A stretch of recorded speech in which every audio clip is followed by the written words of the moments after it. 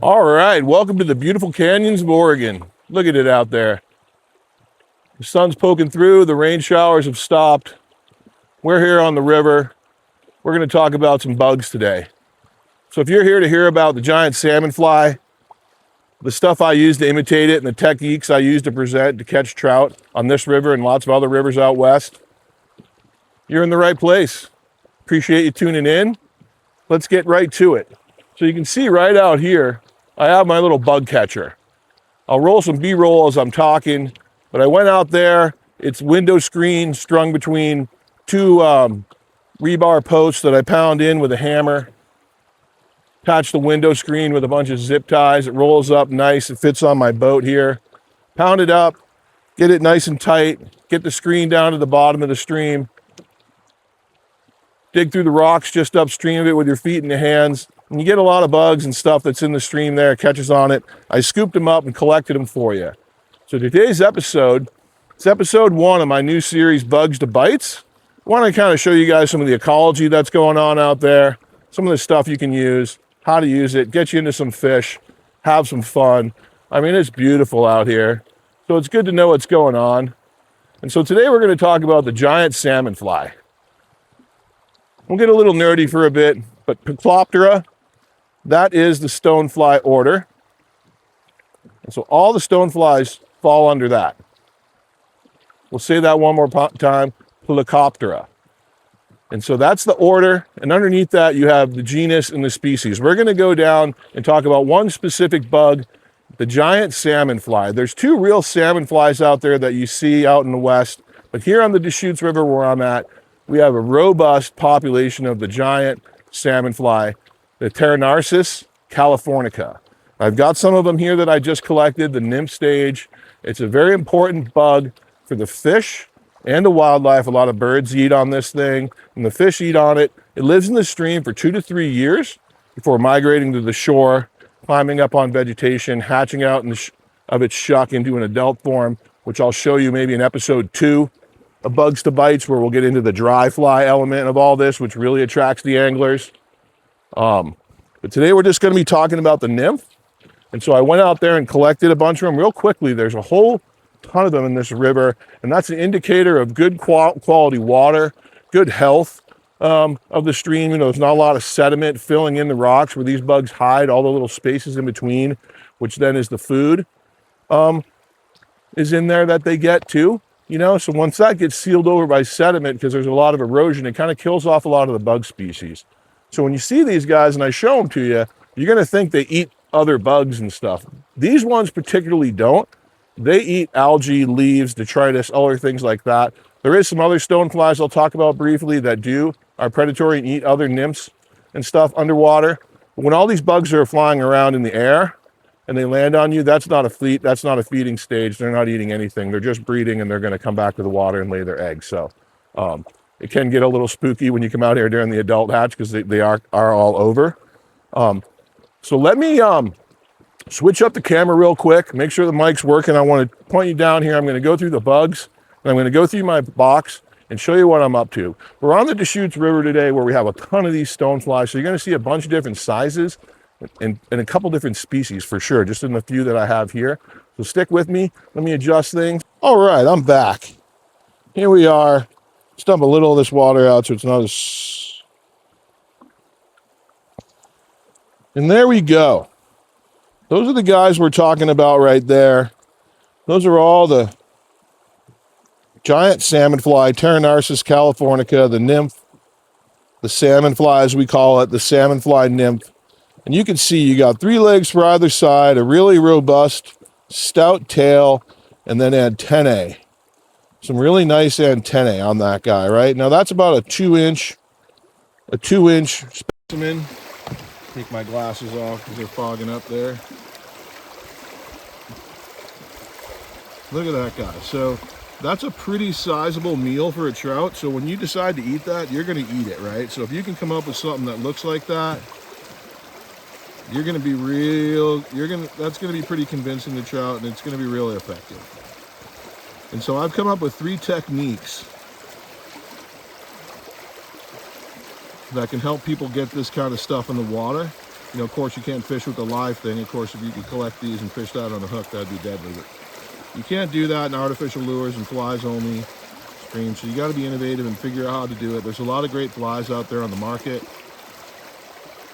And so when you come to the Deschutes River in June, you're going to see some other flies too. You're going to see the golden stones. And the nymphs look just like those. I might have one of those in the thing here. You know, obviously this guy right here is a little different. Let me show you him.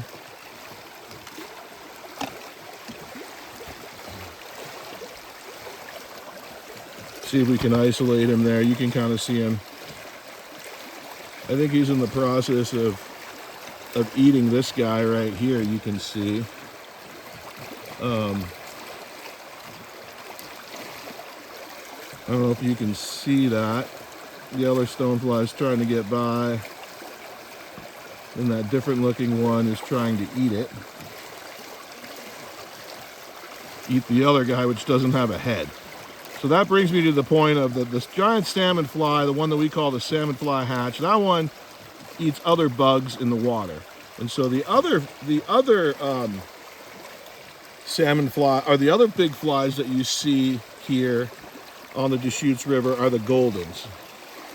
And this guy right here is attached. He is attached to that other thing. You can see him here. Hopefully I can get him. Oh, dude. He's right there. But anyway, when I was in college, we had an exam. And you had to identify the bugs, right? And hopefully you can see that. The sun's kind of glaring on the screen, but you can see the intricate markings on that guy's head. And so we learned, and I'm going to flash up a picture of my insect key guide from 30 years ago in college that I saved. We went over the intricate markings on these guys' heads. This is a golden stone. This is a pearlid stonefly, so not a Pteronarcys. This is the pearlid. And hopefully you can see that markings on his head as I move it in and out. But this guy eats other bugs. He's not going to bite me, but he's obviously chewing on the innards of this other bug I have in my hand here. Kind of gross, but kind of cool. But I'll show you on the key guide, you can see where 30 years ago I drew in for notes the different markings on these guys' heads to help learn the different ones. And these are the golden stones. They're predatory. They eat other bugs. It's funny that we found that guy there eating a piece of another one in the tray, but he looks totally different than the other ones, you know?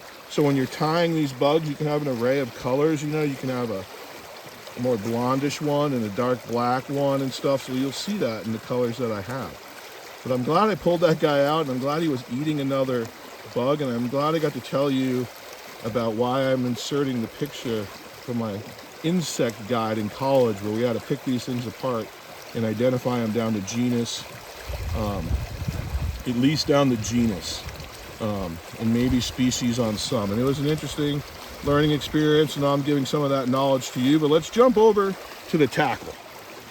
Let me open up my box here and go over what I got in the tackle. As you guys know, I like to carry everything on the Fish ENG leaderboard. And so what I have on here, let me pull this off. The first rig I'm going to show you guys, it's the Euro nymphing rig, right? So down here at the bottom, I have the killer bike tube jig stone. And that just dangles down, right? And that's on the bottom. And then coming up from the bottom to a swivel where my hand is right here, we're looking at just an unweighted rubber leg stone. This one has the bike tube on it. I have a lot in my box that don't have the bike tube. You know, you use these guys right here. Tons of that stuff. But basically, if I can lay it out in the tube here, you can see it. You're about a foot off the bottom.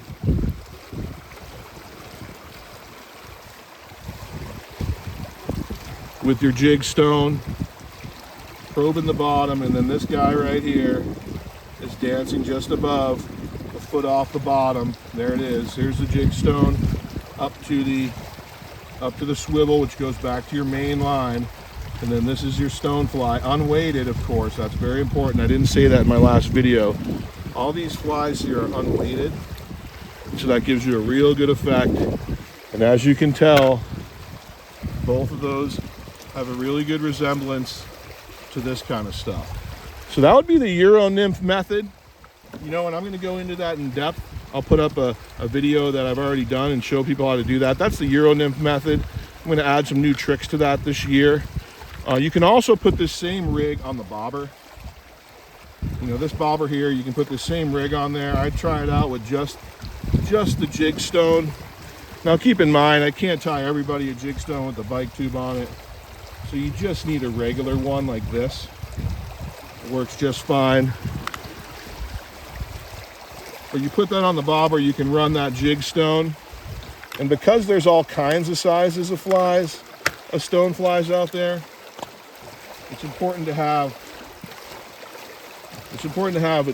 a variety of sizes. And so what I've got is that same jig, if I can find it. Sorry about that.